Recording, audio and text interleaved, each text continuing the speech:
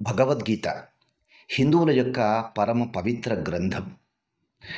ఈ గ్రంథం పైన ఎంతటి విశ్వాసం అంటే కోర్టుల్లో కూడా ఈ భగవద్గీత మీద ప్రమాణం చేయిస్తూ ఉంటారు. అంటే భగవద్గీత మీద ప్రమాణం చేస్తే కనీసము నిజమైనా చెప్తాడేమో అనేటువంటి భావన.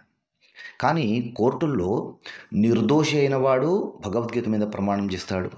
దోషి అయినవాడు భగవద్గీత మీద ప్రమాణం చేసి అంతా నిజమే చెప్తున్నాను, అబద్ధం చెప్పను అంటాడు. దోషి అయినటువంటి వాడు కూడా భగవద్గీత మీద ప్రమాణం చేసి నిజమే చెప్తున్నాను అని ప్రమాణం చేసి ఎన్ని అబద్ధాలు చెప్తాడు? ఇంకా భగవద్గీతకు విలువ ఏముంటుంది చెప్పండి?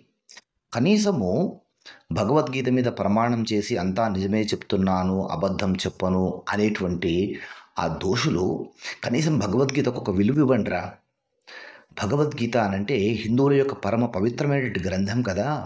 దాని మీద ప్రమాణం చేసేటప్పుడు మీరు ఒకవేళ ప్రమాణం చేసి అబద్ధాలే చెప్పేట్టయితే గనక కనీసం ఇలా అనండి, భగవద్గీత మీద ప్రమాణం చేసి అంతా నిజమే చెప్తాను, అబద్ధం చెప్పను అనండి.